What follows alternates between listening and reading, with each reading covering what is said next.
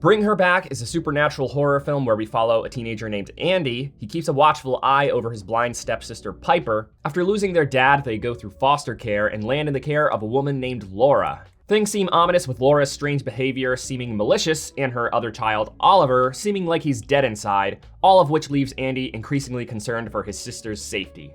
This movie comes from the Philippou brothers, who are the guys behind the movie Talk to Me, which is a wonderfully crafted movie. Following the same core subject, Bring Her Back is a movie about grief.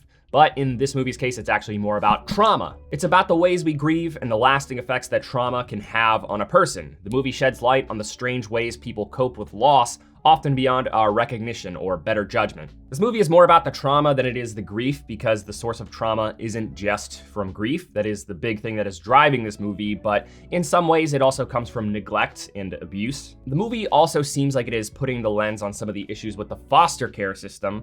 I say that it seems that way because it's not really a large part of the narrative so much as it is just subtly highlighted. There is a more recognizable sub-theme, which is perception. These characters are mostly blind to important things, the most obvious example being how Piper is legally blind, but this goes hand in hand with the fact that she is also blind to the many darknesses of the world, as she is kept blissfully ignorant by her older brother Andy. He has his own blind spots himself though, including the lasting trauma that he experiences following his loss, but this plays second fiddle in his priorities to looking after his sister, which is made much more difficult by Laura as she operates beyond social acceptability and tries to open Piper's figurative blind eye to a dark reality. Much of Laura's behavior is the result of calculated pursuits, but they also sort of hinge on the fact that she herself is quite detached. Her blind spot is how irresponsible and deranged her behavior is, to the bitter end. Laura is a very hateable character. If you are prone to legitimately hating characters in movies, you are probably not gonna love her. Most of the time, you'll probably just think, oh man, she is not well.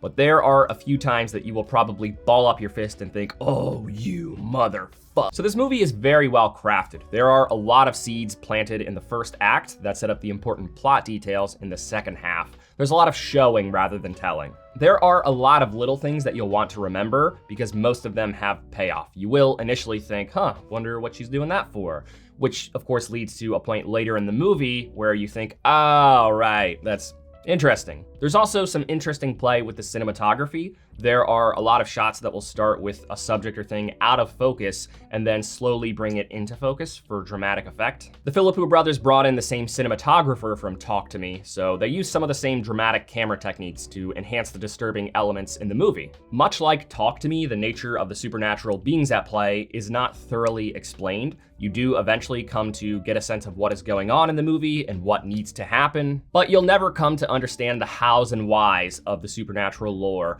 which to some viewers might leave these underexplained horror elements feeling mostly sensationalist. This approach to supernatural horror really works here though, because this film's focus is not the supernatural, it's about the conflicts between the characters and their respective inner struggles. The supernatural elements are just the catalyst for the conflict, as opposed to the supernatural elements being the mystery that needs to be solved to resolve the movie's conflict. I mean, sure, they could give a character some stilted expositional dialogue explaining to us how all of that works, even when it sounds unnatural for them to explain that to other characters, but that just wouldn't be necessary and it would likely tank the movie's feasibility. Leaving things vague really works here because the characters don't need to understand how these forces work in order to fulfill their needs in the story.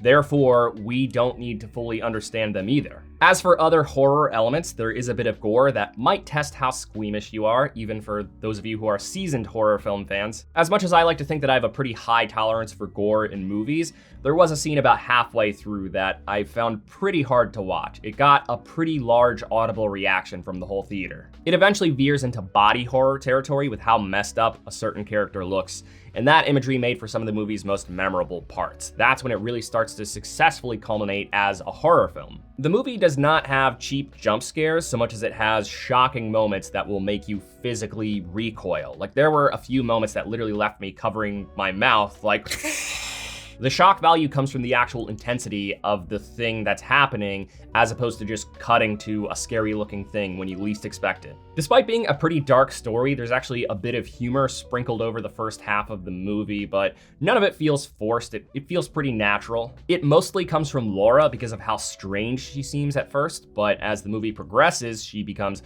less silly and weird and more bizarre and creepy. So there are things that bring this movie down. Some of them are not uncommon in horror films, dare I call them horror cliches. You know how in some horror movies, nobody believes the protagonist despite the fact that they haven't given others a reason not to believe them, and institutions then transcend the term inefficient? Well, this movie has some of that.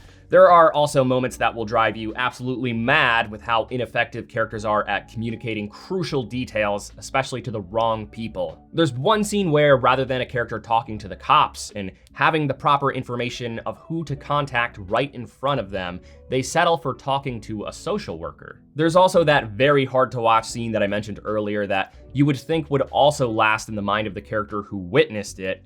About 2 scenes later, I had the thought, wait, are we really just gonna move on from that as if it just never happened? The answer is yes. And lastly, I gotta say that I did not like the ending. It's pretty lazy when you consider the nature of one of the characters involved and the lengths that they went to get to that moment. The resolution just felt really cheap. The big thing for me is that much of this movie felt more like a drama than it did a treacherous horror film, which is fine. Like, a horror film doesn't need to be scary all the time. It's just that for much of the movie, the horror elements just feel sprinkled over the top and not necessarily weaved into the story. They really feel like they're just adjacent to the story's core conflict. So overall, this movie was not bad. It's a well-crafted and smart horror film, but it does have some flaws that hold it back from being an instant classic A24 horror film. Also, knowing that Talk to Me had a hidden plot that, in my opinion, is what makes the movie so incredible, that leads me to believe that some of the subtle details in this movie could allude to one here as well. In just a single watch, I was not able to make out what exactly that might look like. There are some cryptic details thanks to the subtle nature of the supernatural lore, but I would really have to lock in for a second viewing to be able to make that out. But from one viewing, I would call it a decent movie. I do want to put a trigger warning on it for child endangerment and animal cruelty. If those things don't bother you, then you might enjoy the movie. Thanks for watching this review. If it brought you any value at all, please give it a like. It really does help the channel grow. I'll see you next week with my review of Ballerina.